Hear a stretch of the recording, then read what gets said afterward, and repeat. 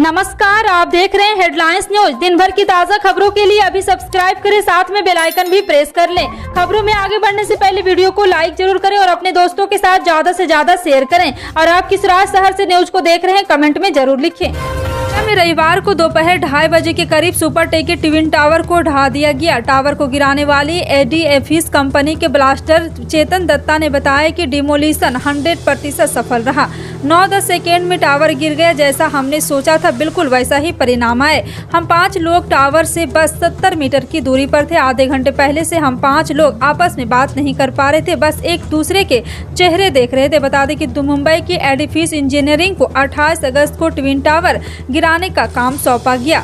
Edifice company ने इस जोखिम भरे काम के लिए दक्षिण अफ्रीका के जेट डिमोलिशन के साथ एक करार दिया था। एडिफिस इंजीनियरिंग और जेट डिमोलिशन ने इससे पहले 2020 में कोच्चि स्थित मरांडू कॉम्प्लेक्स को भी ढहाया था।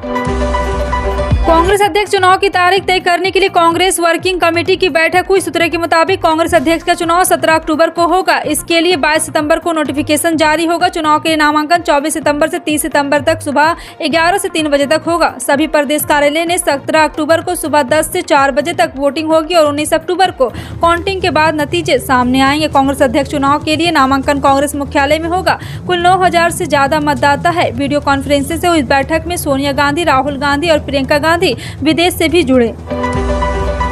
प्रधानमंत्री मोदी ने देश की जनता से मन की बात की। यह इस कार्यक्रम का 92वां एपिसोड है। पीएम मोदी ने इस दौरान कहा है कि अभी कुछ दिन पहले ही उन्हें सूचना प्रसारण मंत्रालय के कार्यक्रम में जाने का अवसर मिला। वहां उन्होंने स्वराज दूरदर्शन के सीरियल की स्क्रीनिंग रखी थी। आजादी के आंदोलन में हिस्सा लेने वाले अनसुने नायकों के प्रयासों से देश की युवा पीढ़ी को परिचित करने का बेहतर पहल है। पीएम मोदी ने कहा है कि दूरदर्शन पर हर रविवार रात 9 बजे इसका प्रसारण होता है, जो कि 75 सप्ताह तक चलने वाला है। समय निकालकर इसे खुद भी देखें और अपने घर के बच्चों को भी दिखाएं, जिससे आजादी के जन्म के इन महानायकों के प्रति हमारे देश में एक नई जागरूकता पैदा होगी। प्रधानमंत्री नरेंद्र मोदी ने रविवार को कहा है कि देश और दुनिया में गुजरात को बदनाम करने और राज्य में निवेश को रोकने के लिए एक के बाद एक कोशिशें की गई, फिर भी यह देश के आपदा प्रबंधन अधिनियम बनाने वाला पहला राज्य बना। पीएम मोदी गुजरात के कच्छ क्षेत्र में भुज में 4000 करोड़ रुपए की परियोजनाओं के शिलान्यास के लिए आयोजित समारोह में बोल रहे थे। उन्होंने स्मृति वन स्मारक का उद्घाटन भी किया और अंजार में वीर बाल स्मारक का उद्घाटन किया। साल 2001 में कच्छ में आए विनाशकारी भूकंप में पूरा भुज शहर तबाह हो गया था। पीएम मोदी ने कहा, आज मन बहुत सारी भावनाओं से भरा हुआ है। भुजियों डूंगर से स्मृति वन मेमोरियल, अंजार में वीर बाल स्मारक का लोकार्पण कच्छ की, गुजरात की, पूरे देश की साझी वेदन का प्रतीक है। गुलाम नबी आजाद के इस्तीफे से अभी कांग्रेस उभरा नहीं था कि पार्टी को एक और बड़ा झटका लगा। तेलंगाना के कांग्रेस नेता और राज्यसभा के पूर्व सांसद एम ए खान ने पार्टी से इस्तीफा दे दिया है। पार्टी अलाकमान को लिखे अपने पत्र में उन्होंने राहुल गांधी पर कई आरोप भी लगाए। उनका कहना है कि कांग्रेस के पतन के लिए केवल राहुल गांधी जिम्मेदार है। उन्होंने कहा है कि पार्टी लोगों को यह समझाने में विफल रही है कि वो अपनी पुरानी विरासत को दोबारा पा सकती है और एक बार फिर देश को पहले की तरह बना पाएगी। एम ए खान ने कहा है कि कांग्रेस के कई वरिष्ठ नेताओं को इस्तीफा देने के लिए मजबूर किया है, क्योंकि शीर्ष नेतृत्व पार्टी के जमीनी कार्यकर्ताओं को फिर से सक्रिय करने का कोई कदम नहीं उठा रहा है। केंद्रीय गृह मंत्री अमित शाह ने रविवार को कहा है कि केंद्र ने विकसित देशों से भी अधिक दोष सिद्धि की दर और आपराधिक न्याय प्रणाली को फॉरेंसिक विज्ञान जांच के साथ एकीकृत करने का लक्ष्य रखा। अमित शाह रविवार को गांधीनगर स्थित नेशनल फॉरेंसिक साइंस यूनिवर्सिटी यानी कि NFSU के पहले दीक्षांत समारोह में स्नातक छात्रों को संबोधित कर रहे थे। उन्होंने कहा है कि सरकार का लक्ष्य 6 साल से अधिक की सजा के वाले अपराधों के लिए फॉरेंसिक जाँच को अनिवार्य और कानूनी बनाना है। समाचार एजेंसी PTI के अनुसार शाह ने कहा है कि सरकार देश के हर जिले में मोबाइल फॉरेंसिक इन्वेस्टिगेशन फैसिलिटी उपलब्ध कराएगी और जांच की स्वतंत्रता और पक्ष को बरकरार रखने की सुनिश्चितता के लिए एक कानून ढांचा तैयार करेगी। उन्होंने कहा कि प्रधानमंत्री नरेंद्र मोदी के नेतृत्व में केंद्र सरकार भारतीय दंड संहिता IPC, आपराधिक प्रक्रिया संहिता IPC, CPC और साक्ष्य अधिनियम में बदलाव करने जा रही, क्योंकि आजादी के बाद किसी ने भी इन कानूनों को भारतीय नजरिए से नहीं देखा। प्रधानमंत्री नरेंद्र मोदी ने रविवार को गुरु ग्रंथ साहिब के प्रकाश पर्व पर लोगों को बधाई दी। उन्होंने कहा है कि गुरु ग्रंथ साहिब से समाज को अधिक न्यायपूर्ण, समावेशी और करुणा मान्य बनाने की शिक्षा मिलती है।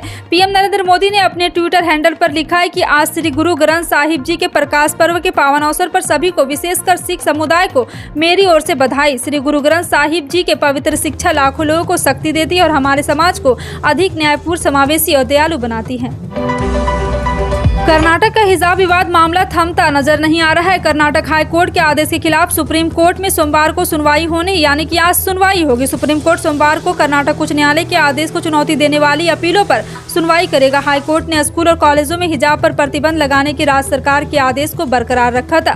न्यायमूर्ति हेमंत गुप्ता और न्यायमूर्ति सुधांशु धूलिया की पीठ भारत के नए मुख्य न्यायाधीश यूयू ललित के पहले कार्य दिवस पर याचिकाओं पर सुनवाई करेगी। इससे पहले कई मौकों पर तत्काल सुनवाई के लिए तत्कालीन सीजेआई एन वी रमन्ना की अध्यक्षता वाली पीठ के समक्ष याचिकाओं का उल्लेख किया गया था, लेकिन मामले का सुनवाई के लिए सूचीबद्ध नहीं किया गया था।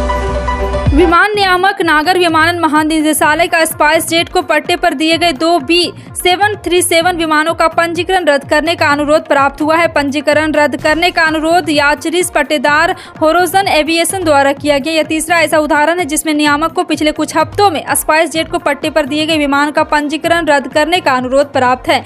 और आपको बता दें कि वर्तमान मामले में डीजीसीए को 25 अगस्त को विमान के पंजीकरण को रद्द करने का अनुरोध प्राप्त हुआ है। दोनों विमान नई दिल्ली में तैनात हैं। प्रधानमंत्री नरेंद्र मोदी ने रविवार को कहा है कि पहले गांव में बिजली पहुंचने पर लोग खुश होते थे और लेकिन नए भारत में गांव में अब वैसी खुशी इंटरनेट की 4G सेवाएं पहुंचने में होती है। मन की बात है पीएम मोदी ने कहा है कि जो सुविधाएं कभी बड़े शहरों में हुआ करती थी, डिजिटल इंडिया ने उन्हें गाँव-गाँव में पहुँचा दिया है। प्रधानमंत्री ने पिछले दिनों पूर्वोत्तर के राज्य अरुणाचल प्रदेश के सियांग जिले में जोरसिंग गाँव में 4G सेवाएं पहुँचने का जिक्र करते हुए कहा कि वहाँ पिछले दिनों हुआ यह बदलाव ऐसा था जिसका लोग वर्षों से इंतजार कर रहे थे। उन्होंने कहा जैसे पहले कभी गाँव में बिजली पहुंचने पर लोग खुश होते थे, अब नए भारत में वैसे ही खुशी 4G पहुंचने पर होती है। उन्होंने कहा है कि अरुणाचल और पूर्वोत्तर भारत के दूर दूर इलाकों में 4G के तौर पर एक नया सूर्योदय हुआ है। उत्तर प्रदेश के बरेली में बिजली कटौती से उपभोक्ता परेशान है, जिसके चलते 2 दिन से बिजली कटौती को लेकर घमासान मचा हुआ है। शनिवार को जनप्रतिनिधियों की बैठक में बहेड़ी विधानसभा से सपा विधायक अताउर रहमान और भाजपा के मीरगंज विधानसभा से विधायक डॉक्टर DC वर्मा गांव में चंदे से ट्रांसफर लगने की बात भिड़ गए थे। सपा विधायक ने बिजली समस्या और भ्रष्टाचार की बात रखी। भाजपा विधायक ने यह समस्या सपा में होने की बात कही है। जी हाँ, आपको बता दें कि सपा ने यहाँ पे रविवार सुबह जिले के प्रभारी मंत्री एवं ऊर्जा मंत्री AK शर्मा की मौजूदगी में जनप्रतिनिधियों ने बिजली समस्याओं को लेकर शिकायत की है। शनिवार रात्रि प्रभारी मंत्री ने बताया कि गर्मी के कारण मांग बड़ी अधिक हो गई है। प्रदेश में 20,000 मेगावाट की जगह 26,000 मेगावाट बिजली आपूर्ति हो रही है। झारखंड में 3 सितंबर तक हल्की से मध्यम दर्जे की बारिश के आसार है। इस दौरान मौसम विभाग ने 30 अगस्त तक के लिए येलो अलर्ट जारी किया। रविवार को रांची समेत कई जिलों में बारिश हुई। इस क्रम में वज्रपात की चपेट में रांची के बुढ़मू प्रखंड के 11 बकरियां आई, जिनमें 5 की मौत हो गई है। बारिश के साथ वज्रपात की आशंका भी जताई जा रही है। रांची में रविवार को मौसम का मिजाज भी बदला और दोपहर में झमाझम बारिश भी हुई। हाल के वर्ष में म्यूचुअल फंड, SIP और शेयर बाजार में निवेश का चलन काफी बढ़ गया है। युवाओं में इसे लेकर खास क्रेज देखा जा रहा है। समाज में लोगों के बीच इसे लेकर काफी जागरूकता भी। हालांकि पिछले कुछ महीने में अंतर्राष्ट्रीय बाजार और तेजी से देसी बाजार में जारी उथल पुथल से निवेशक डरा हुआ है। ऐसे में छोटे निवेशकों के लिए पोस्ट ऑफिस में निवेश करना शुरुआत से ही कम जोखिम और बेहतर रिटर्न देने वाला है। बिना रिस्क के ठीक ठाक रिटर्न पाने के लिए पोस्ट ऑफिस की रेकरिंग डिपॉजिट स्कीम निवेश करना काफी बेहतर है। काफी कम सेवानिवृत्त कर्मचारियों को इस बात की जानकारी होगी कि उनका पेंशन उम्र के साथ बढ़ता है। अति वरिष्ठ नागरिक के लिए केंद्रीय सिविल सेवा पेंशन नियमों में खास प्रावधान किया है। केंद्रीय सिविल नियम 2021 में कहा है कि किसी भी सेवानिवृत्त सरकारी कर्मचारियों के 80 वर्ष की उम्र के बाद उसके जीवित रहने तक सेवानिवृत्ति के वक्त स्वीकृत पेंशन या अनुकंपा भत्ते में वृद्धि होगी। उन्हें अतिरिक्त पेंशन या अतिरिक्त भूकंपा भत्ता दिया जाएगा। केंद्रीय सिविल सेवा पेंशन नियमों के तहत सेवानिवृत्त कर्मचारियों को मिलने वाला अतिरिक्त भत्ता उसकी उम्र की सीमा पर पहुंचने के साथ किसी भी कैलेंडर की पहली तारीख से दी जा सकती है। देश के किसानों के लिए बेहद जरूरी खबर है। अगर आप भी किसान सम्मान निधि योजना के लाभार्थी 12 करोड़ किसानों की लिस्ट में शामिल है और आपने KYC की प्रक्रिया को पूरा नहीं किया तो आपके पास अब मात्र 3 दिनों का समय बचा है। ध्यान रहे कि KYC करवाने के बाद ही आपके बैंक खाते में सम्मान योजना की 12वीं किस्त जमा होगी। सरकार की ओर से किसान सम्मान निधि योजना के तहत KYC करने की आखिरी तारीख 31 अगस्त 2022 रखी गई। इसका सीधा सा मतलब है कि किसानों के पास अभी KYC करवाने के लिए 3 दिन का समय बचा है। उत्तराखंड के रुद्रपुर सिडकुल औद्योगिक क्षेत्र में ब्रिटानिया कंपनी की बिस्कुट बनाने वाली फैक्ट्री में भीषण आग लग गई, जिससे कंपनी को बड़ा नुकसान हुआ है। उधमसिंह नगर के वरिष्ठ पुलिस अधीक्षक टीसी मंजुनाथ ने बताया कि शनिवार मध्यरात्रि के बाद लगी आग बुझाने के लिए फायर ब्रिगेड की 15 से 20 गाड़ियों को भेजा गया। उन्होंने कहा कि आग में किसी के हताहत होने की सूचना नहीं है। पुलिस अधिकारी ने बताया कि घटना के समय फैक्ट्री में काम कर रहे सभी लोगों को पुलिस ने सुरक्षित बाहर निकाल लिया। उन्होंने कहा कि कंपनी की बिस्कुट निर्माण इकाई के 2-3 एकड़ में बने गोदाम में रखे हजारों टन बिस्कुट जलकर खाक हो गए। घटना में गोदाम भी पूरी तरह से जल गया। सूचना पर पहुंची दमकल और सिडकुल की कंपनी के 15 से 20 वाहनों ने 5 घंटे की मेहनत के बाद आग पर काबू पाया है। इन सभी खबरों पर क्या कहना है कमेंट सेक्शन में टाइप करके जरूर बताएं। इसी तरह की पल पल की अपडेट जानने के लिए जुड़े रहें आप अपने हेडलाइंस न्यूज के साथ। मिलते हैं अगली बड़ी खबर में, तब तक के लिए जय हिंद।